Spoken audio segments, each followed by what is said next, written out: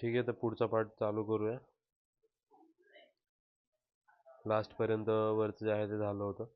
सेकंडमध्ये sorry, हे काय झालं रे, हिंदी. ओके, ठीक आहे. आता बेसिक प्रिन्सिपल्स गव्हर्निंग अन ऑडिट याचं मिनिंग काय होतं?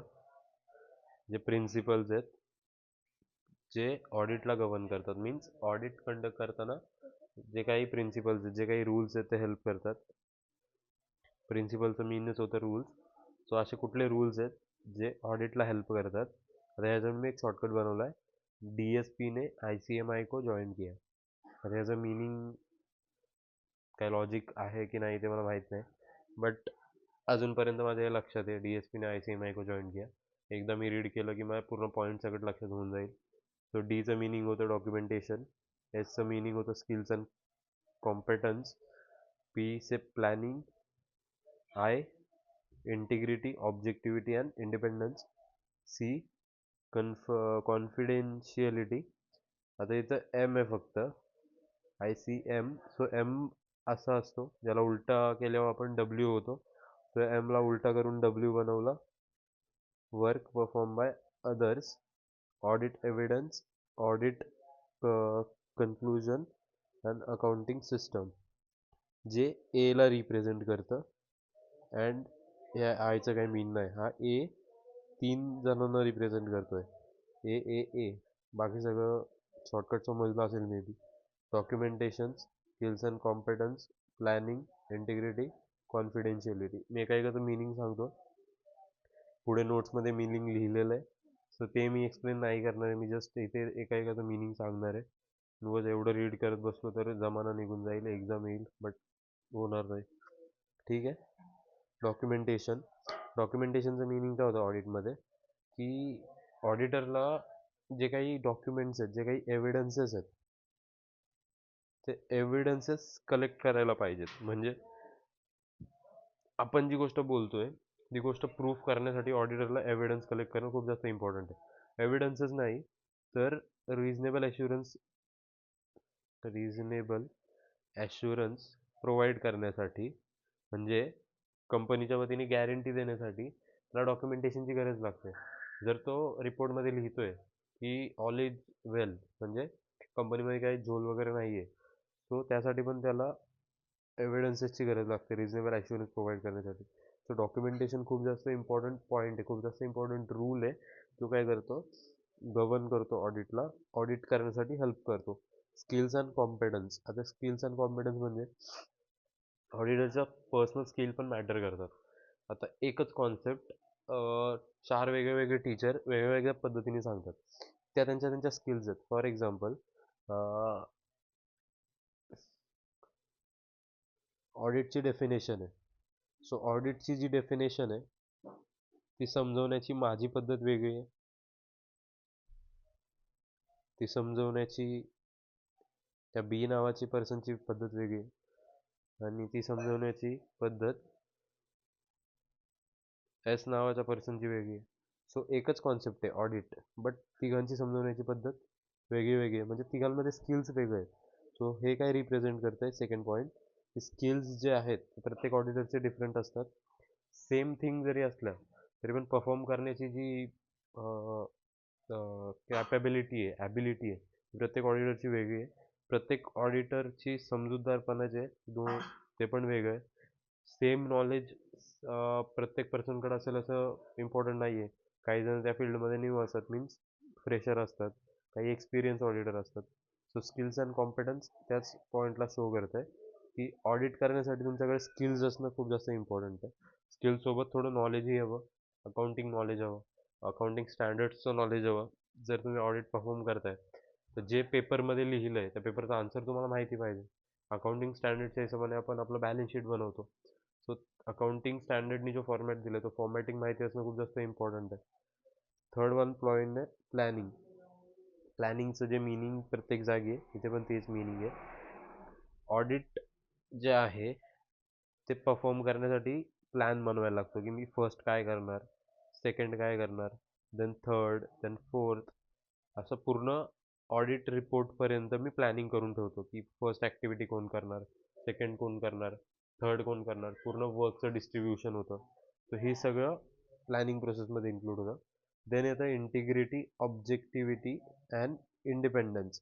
आता हे पॉईंट एकत्र दिलेत बट खूप जास्त इम्पॉर्टंट आहे. इंटिग्रिटीचं मीन काय होतं, एकत्र येऊन काम करणं. जे ऑडिटरची टीम आहे त्यांनी एकत्र येऊन काम केलं पाहिजे, प्लस एकदम ऑनेस्टली काम केलं पाहिजे. म्हणजे असं नाही व्हायला पाहिजे की कंपनीने त्यांना 4 पैसे दिले आणि त्यांनी कंपनीच्या फेवरमध्ये डिसिजन दिला. जसं सत्यम कम्प्युटर स्कॅममध्ये झालं होतं, की जो मी ऑडिटर सांगितलं होतं त्यांच्या ऑडिटरचं नाव माझ्या लक्षात नाही आहे, बट त्यांचा जो ऑडिटर होता तो बिग फोरमध्ये येत होता. कंपनीने काय दिलं, त्याला एक्स्ट्रा पैसे दिले आणि त्याला सांगितलं तू वरच्यावर चेकिंग कर. सो हे इंटिग्रिटी नाही आहे ना, की त्याचं काम जे आहे ते त्यांनी ऑनेस्टली नाही केलं, तर असं नाही पाहिजे. ऑब्जेक्टिव्हिटी म्हणजे जे ऑडिटरचं मेन काम आहे, ऑडिट रिपोर्ट प्रोव्हाइड करणं, त्याच्यावर त्यांनी ठाम राहिलं पाहिजे की मला पब्लिकसाठी काम करायचं आहे आणि मी ऑनेस्टली काम करणार आहे. अँड इंडिपेंडन्स म्हणजे एक इंडिपेंडंट पर्सन होऊन कंपनीला बघायचं आहे. असं नाही, असं होऊ शकतं की कंपनीमध्ये ऑडिटरचे 1,00,000 रुपये इन्व्हेस्टेड आहेत, म्हणजे 1,00,000 रुपये त्यांनी शेअर्समध्ये इन्व्हेस्ट केलेत.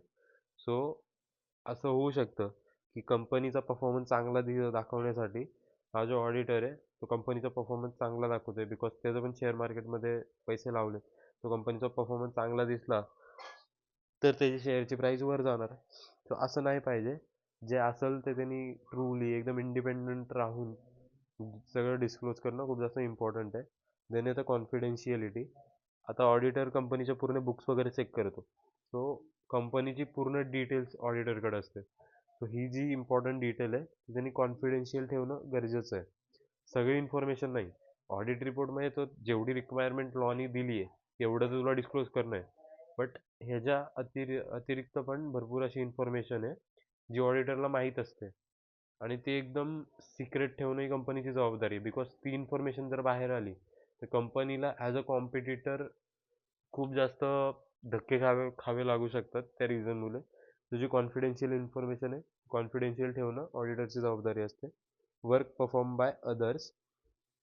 आता वर्क परफॉर्म बाय अदरचं मीन काय होतं, कंपनीमध्ये काही इंटरनल ऑडिटर पण असतात. म्हणजे कंपनी जी आहे ती एक्सटर्नल ऑडिटरला तर बोलवते, एक्सटर्नल ऑडिटरला तर बोलवते, बट कंपनीचे काही इंटरनल ऑडिटर पण असतात जे ह्या पर्सनच्या आधीच हे काय करतात, हे बुक्स जे आहेत ना, पेपर, ते चेक करतात. म्हणजे फॉर एक्झाम्पल असं बोलू शकतो, हे स्टुडंटचे फ्रेंड आहेत. स्टुडंट, बरोबर, हे स्टुडंटचा एक फ्रेंड होता किंवा 2-3 फ्रेंड होते. तर ह्या स्टुडंटनी काय केलं, पेपर दिला ह्यांच्याकडे लिहून की बघ बाबा, त्याच्या हातात जायच्या आधी बघ काही चुकू वगैरे आहे का, काही मिस्टेक आहे का, करेक्ट कर. सो इंटरनल ऑडिटर काय करतात, चेक करतात की काही मिस्टेक वगैरे आहे का.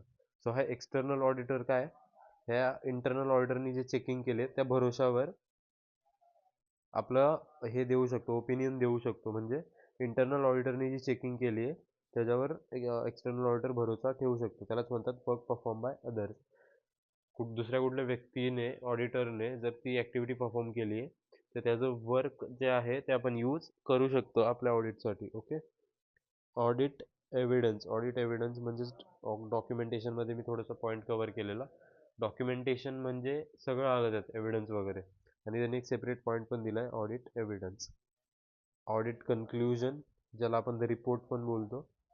Accounting system and internal control. Internal कंट्रोलमध्ये सगळं काही मॅनेजमेंट येऊन जातं कंपनीचं. सो याचं एक्सप्लेनेशन जे आहे ते पुढं दिलं आहे. एक्झाममध्ये हे जर पॉईंट्स ॲज इट इज लिहिले ना तर एक्झामिनर आतलं जास्त रीड करत नाही बसत. तो पॉईंट ॲज इट इज असणं खूप जास्त इम्पॉर्टंट आहे. शॉर्ट फॉर्म लक्षात ठेवायचं आहे, DSP ने ICMI जॉईन किया, खतम बात.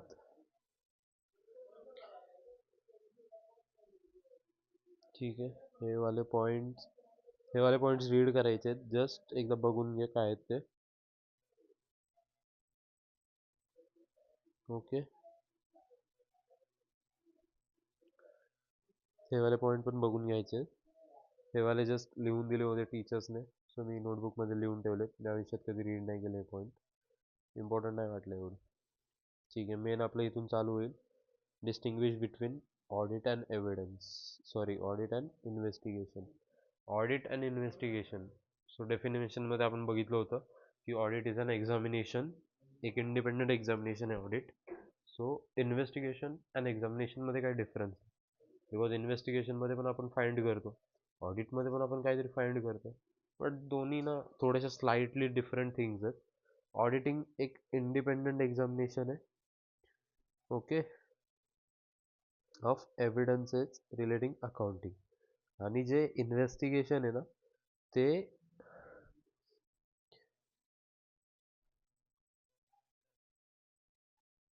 एक मिनटं फक्त.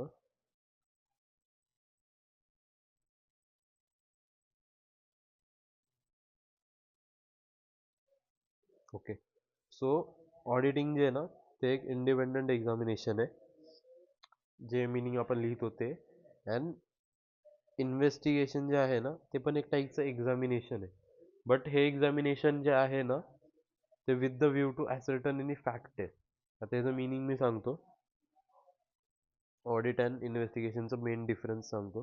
एक मिनटं फक्त स्क्रीन झूम होऊ दे, झूम आउट होऊ दे, सॉरी, लक्षात राहील हा पेज चालू होता.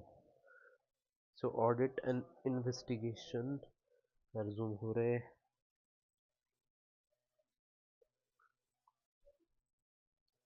ऑडिट अँड इन्व्हेस्टिगेशनचं मिनिंगवाला फर्स्ट पॉईंट सांगतो.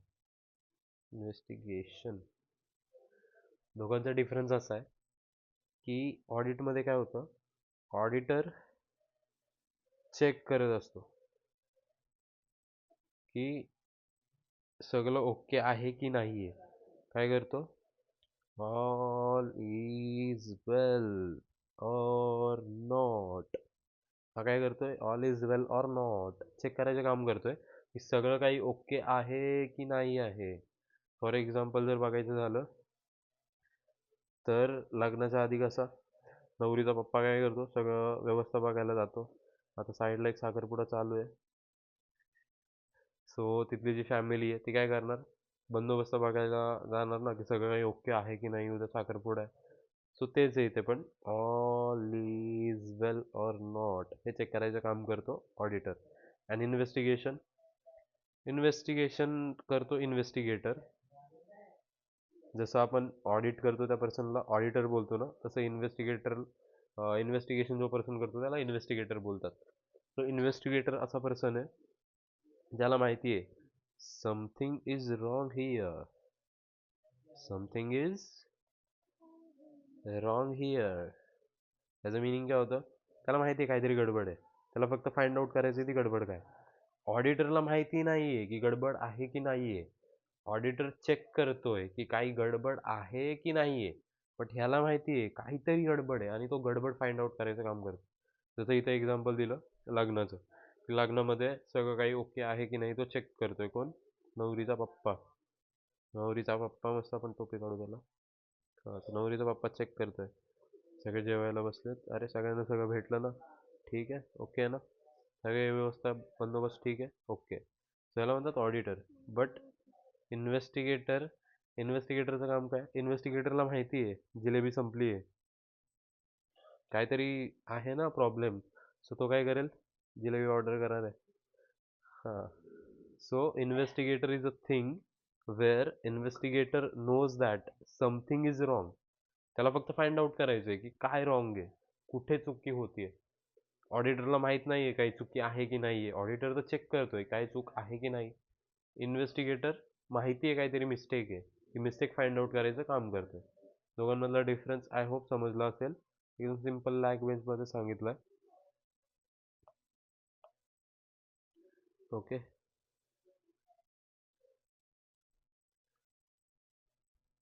आता समजेल ह्याचं meaning. Independent examination of evidences relating to accounting, किंवा जे आपण as per S A 200 definition लिहितो ती लिहिली तरी चालेल इथे, की audit is an independent examination of an entity. Audit is an independent examination of an financial statement of an entity, whether profit oriented or not, irrespective of its size and legal form. Whether profit oriented or not, sorry काहीतरी उलट बोललो, whether profit oriented or not, irrespective of size and legal form, when such examination is conducted with the view to expressing opinion thereon.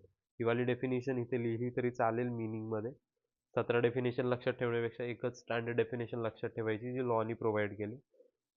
प्रत्येक जागी same definition लिहिली तरी चालेल आणि may be एक्झाममध्ये ते ॲट अ टाईम आली तरी एकच जागी येईल, एकाच क्वेश्चनमध्ये येईल.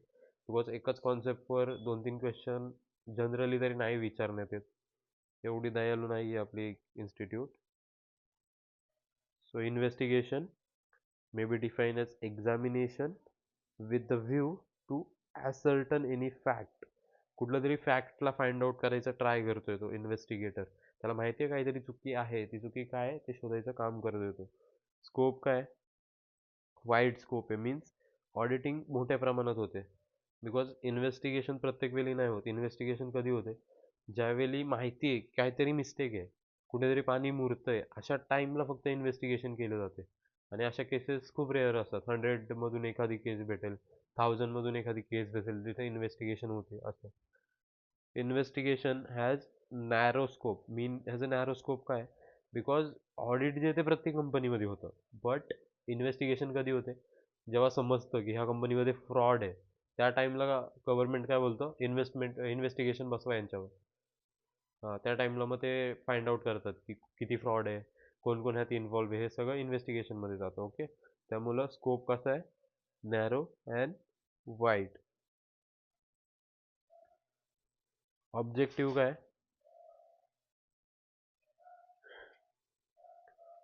सो ऑडिटचं काम काय, ऑडिटमध्ये काय करतो आपण, fairness of account and records check करतो, व्हेरीफाय करतो.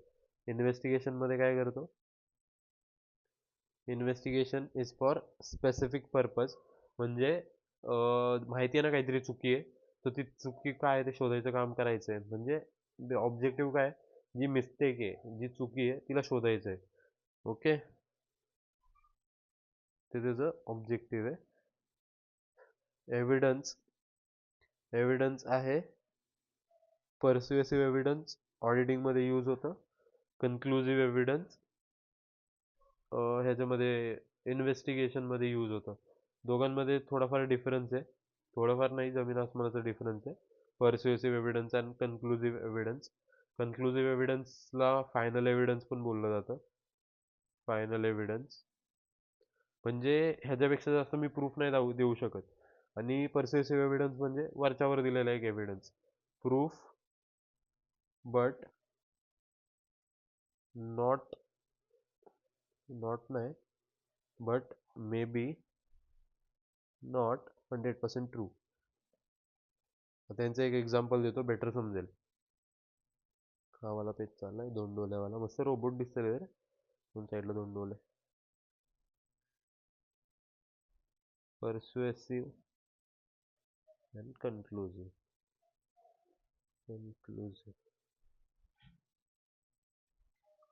पर्स्युएसिव्हचं मिनिंग काय होतं,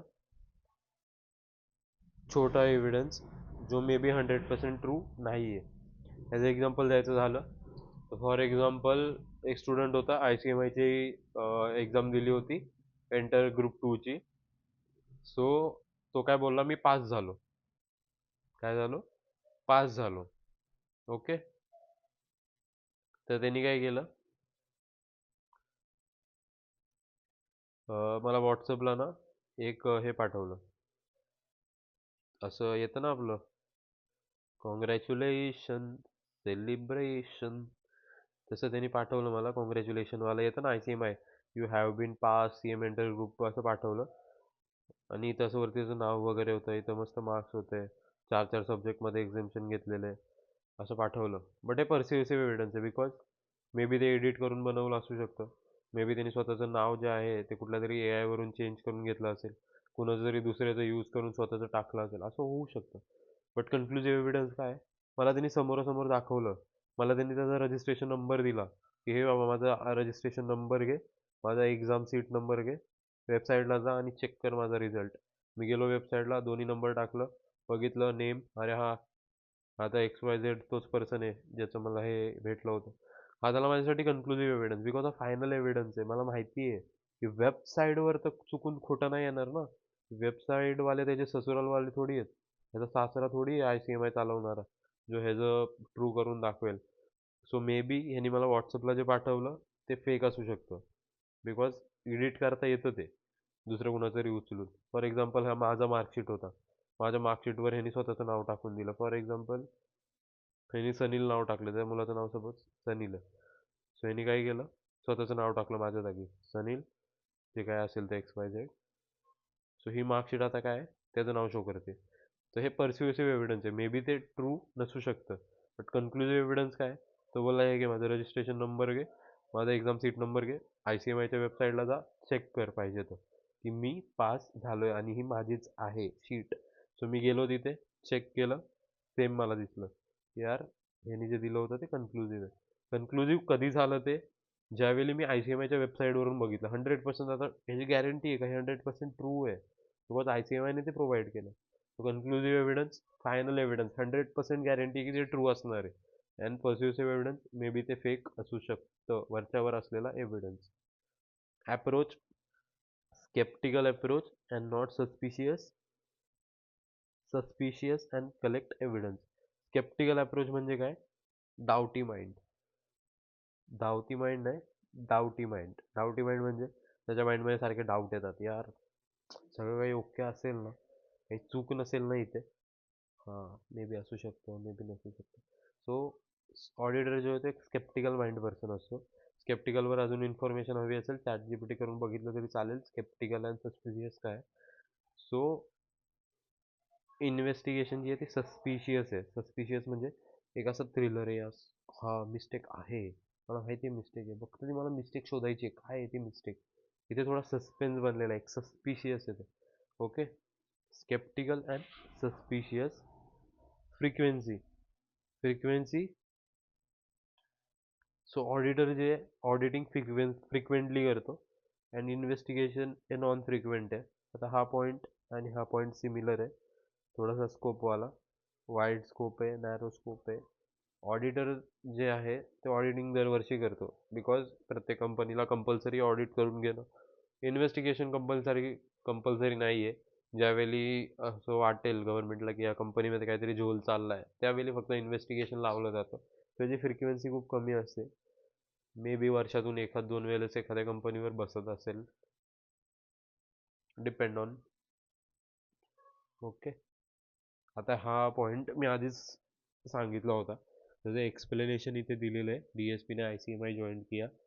थोडं थोडं एक्सप्लेनेशन आहे, एकदा रीड करायचं आहे. मी आता परत एक्सप्लेन नाही करणार, मी एक्सप्लेन केलं होतं. मे बी सेम असेल, नाहीतर 19-20चा फरक असेल. हा 19-20चा, 19-20 लाखचा फरक नसणार आहे.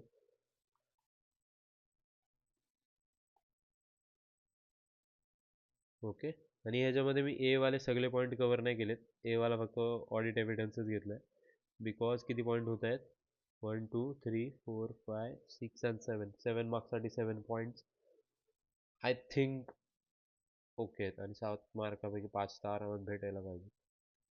ऑब्जेक्टिव्ह ऑफ ऑडिटिंग हे तर आधी पण झालं होतं.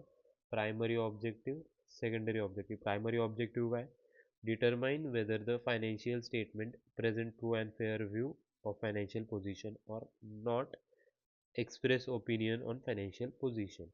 आता ह्याच्यामध्ये दोन गोष्टी सांगितल्या प्रायमरी ऑब्जेक्टिव्हमध्ये. फर्स्ट ऑफ ऑल तो चेक करायचं आहे की financial statement true and fair view present करते की नाही, म्हणजे सगळ्या गोष्टी ज्या मेन्शन केल्यात ते राईट आहेत की नाही हे चेक करायचं आहे. देन ओपिनियन एक्सप्रेस करायचं आहे की म्हणजे आपलं रिपोर्ट बनवून द्यायचं, इन सिम्पल रिपोर्ट बनवून द्यायची. सो हे ऑब्जेक्टिव्ह आहे ऑडिटचं, की ऑडिटिंगवर जी ऑडिट केली आहे त्याच्यावर रिपोर्ट बनवणं. सेकंडरी ऑब्जेक्टिव्ह काय, काही फ्रॉड्स वगैरे आहेत तर त्यांना फाईंड करणं. येस, ऑडिटिंगचं main purpose fraud error find करणं नाही आहे, बिलकुल नाही आहे. ऑडिटरची रिस्पॉन्सिबिलिटी नाही आहे की कंपनीमध्ये जाऊन फ्रॉड फाईंड करणं की काही फ्रॉड आहे की नाही. ऑडिटरची रिस्पॉन्सिबिलिटी तर हे आहे की कंपनीने हे सगळं प्रॉपरली मेंटेन केलं आहे की नाही ते चेक करणं. परत रिपोर्ट बनवणं की कंपनीमध्ये काही फ्रॉड वगैरे आहे की नाही. कंपनीमध्ये काही फ्रॉड आहे आहे आहे असं करत ऑडिट करणं ही ऑडिटरची रिस्पॉन्सिबिलिटी नाही आहे. Okay, importance of auditing from legal point of view. आता ते एक्सप्रेस करण्यासारखं काही नाही आहे. सॉरी. आता हे जे इम्पॉर्टन्स दिलेत, काय काय इम्पॉर्टन्स आहेत. Filing of income tax return. आता तुम्ही म्हणाल ऑडिटिंगचा आणि इन्कम टॅक्स रिटर्नचा काय फायदा, सवाल आला. सो एक पॉझिटिव्ह इम्पॅक्ट क्रिएट होतो ऑडिटिंगचा प्रत्येक एका जागी. सो आणि ह्या सगळ्या ज्या इन्स्टिट्यूट्स आहेत ना, त्या सगळ्या इन्स्टिट्यूट जसं की आपलं tax department, insurance department, banking आणि अदर कुठल्या जे काही बॉरोवर्स कस्टमर्स आहेत ना, ते ऑडिटिंगचा सहारा घेतात कंपनीचे प्रिव्हियस इयरचे रेकॉर्ड्स वगैरे चेक करायला, की कंपनी रेग्युलरली सगळं मेंटेन ठेवते, सगळं रेग्युलरली फॉलो करते, कंपनीमध्ये काही एरर्स वगैरे नाही आहेत, हे सगळं चेक करायला कंपनी काय करते, ऑडिटिंग करून घेते आणि ऑडिटिंगचा हा फायदा असतो कंपनीला. ओके. कंपोनेंट्स सॉरी काय, importance of audit of internal control point of view. Importance of audit.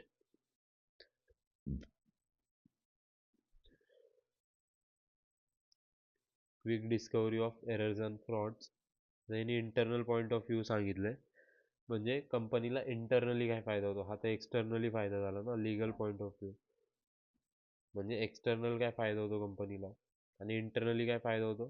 Quick discovery of errors and fraud. ज्यावेळी ऑडिटर ऑडिट करतो त्यावेळी तो सगळं चेक करत असतो ना, की सगळं ओके आहे की नाही आहे. सो कंपनीला लवकर समजतं की आपल्या आतमध्ये काही फ्रॉड वगैरे चालू आहे की नाही. Then moral check of employees. Moral check on एम्प्लॉईचं मिनिंग काय होतं, एम्प्लॉईला माहिती आहे आपलं काम कोणतरी चेक करतंय, ऑडिटर चेक करतोय आपण ठीक काम करतोय की नाही. सो त्यांच्यावर एक इम्पॅक्ट पडतो की यार माझं वर्क ना चेक होतंय, जर मी चांगलं काम नाही केलं ना तर रिपोर्टमध्ये लिहून टाकेल कंपनीच्या वर्कर नीट काम नाही करत, एकदम लल्लू आहेत सगळं. सो त्यांच्यावर थोडा मोरल इम्पॅक्ट पडतो. Advice to management. भरपूर डिसिजन्सवर ॲडवाईस भेटते मॅनेजमेंटला, की ज्यावेळी ऑडिटर ऑडिट रिपोर्ट पब्लिश करतो त्यावेळी तो कंपनीचे खूप सारे ना बॅड पॉईंट पण सांगतो, की कंपनीमध्ये ह्या गोष्टी चांगल्या नाही आहेत आणि इन्व्हेस्टरला याच्यापासून धोका असू शकतो. तो ऑडिटर हे काय करतं, मॅनेजमेंट काय करतं, त्या पॉईंटला ॲज अ ॲडवाईस घेतं आणि त्याच्यावर वर्क करायला स्टार्ट करतं, की ह्या पॉईंट्सला आपल्याला सुधारायचं आहे असं. Uniformity of accounts. Uniformity of accounts म्हणजे युनिफॉर्मिटी ऑफ अकाउंट्स म्हणजे ज्या अकाउंट्स आहेत ना ते रेग्युलरली सेम पॅटर्ननी बनवले जाऊ शकतात. बिकॉज जर काही एरर्स फ्रॉड्स ह्या सिस्टममध्ये होत नाही आहे, त्याचं मिनिंग आहे सिस्टम एकदम ओके आणि ही सिस्टम आपण इयर बाय इयर फॉलो करू शकतो असं.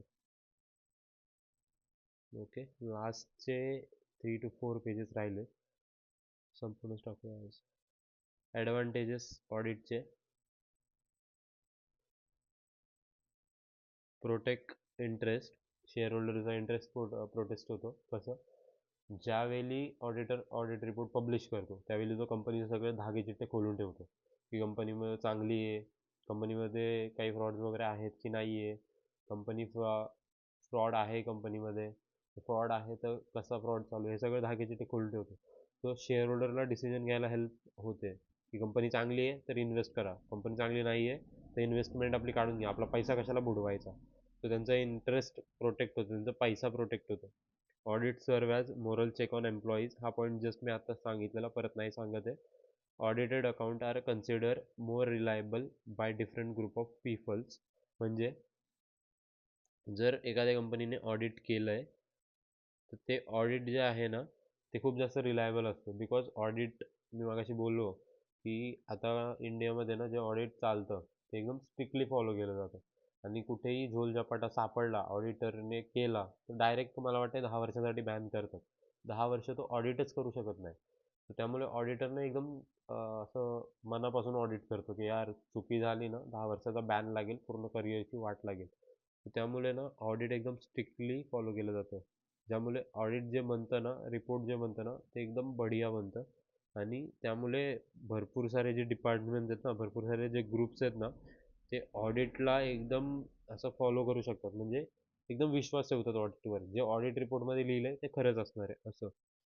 डिफरंट ग्रुपमध्ये कोण येतं, शेअर होल्डर, बँक्स येतात, इन्शुरन्स कंपनीज येतात, अजून कंपनीचे क्रेडिटर येऊ शकतात, कस्टमर येऊ शकतात.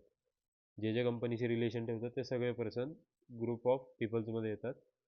It help to detection of wastage and losses and helps in corrective action जसं मी मगाशी सांगितलेलं की मॅनेजमेंटला हेल्प करतं. जर काही बॅड पॉईंट्स आहेत त्याच्यावर सोल्युशन काढायला, इम्प्रूव्ह करायला ते सेम पॉईंट आहे, फक्त वर्डिंग थोडे वर खाली. Audited accounts require to give present to banks financial institution.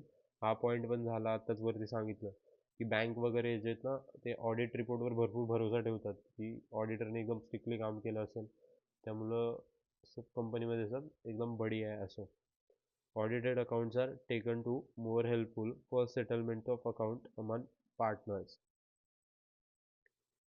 म्हणजे एखादा अकाउंट जर ऑडिटेड आहे ना, त्या ऑडिटेड अकाउंटवर एवढा भरोसा ठेवला जाऊ शकतो की सेटलमेंट वगैरे जे आहेत कंपनीचे, त्या कंपनीचे सेटलमेंट वगैरेला पण त्या हिशोबात आपण करू शकतो.